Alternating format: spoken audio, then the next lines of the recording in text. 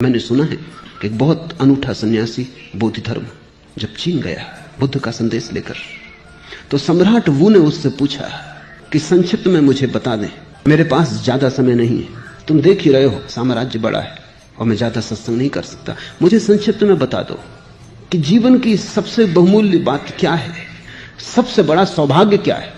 बोधि धर्म ने कहा, तुम समझ ना पाओगे, सबसे बड़ा सौभाग्य ये कि तुम पैदा ही ना होते। वो थोड़ा चौंका, ये कोई सौभाग्य की बात कर रहा है कि तुम पैदा ही ना होते?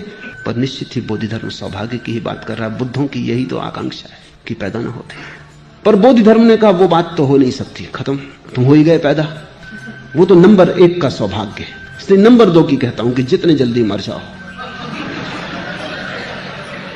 कहते हैं वो फिर कभी मिलने नहीं आया बोधि धर्म को कि ये भी कोई ज्ञानी है, लेकिन मैं भी तुमसे कहता हूं नंबर 1 का सौभाग्य कि तुम पैदा न हुए होते, लेकिन उस पर तो कोई बस नहीं, हो ही गए। तो अब दूसरा सौभाग्य है कि तुम जीते जी मर जाओ, जीवन से तुम्हारा राग रंग छूट जाए। ये जीते जी मरने का अर्थ है। तुम ऐसे जीने लगो जैसे तुम हो ही नहीं। बैठो बाजार में, क्योंकि कहीं तो बैठोगे ही, लेकिन ऐसे जैसे हो ही नहीं। पालो पत्नी बच्चों को, पालना ही पड़ेगा, लेकिन ऐसे जैसे तुम हो ही नहीं। तुम अनुपस्थित हो जाओ और जल्दी ही तुम पाओगे कि तुम्हारी अनुपस्थिति रिक्त नहीं रही, परमात्मा उसमें धीरे धीरे उतर आया है।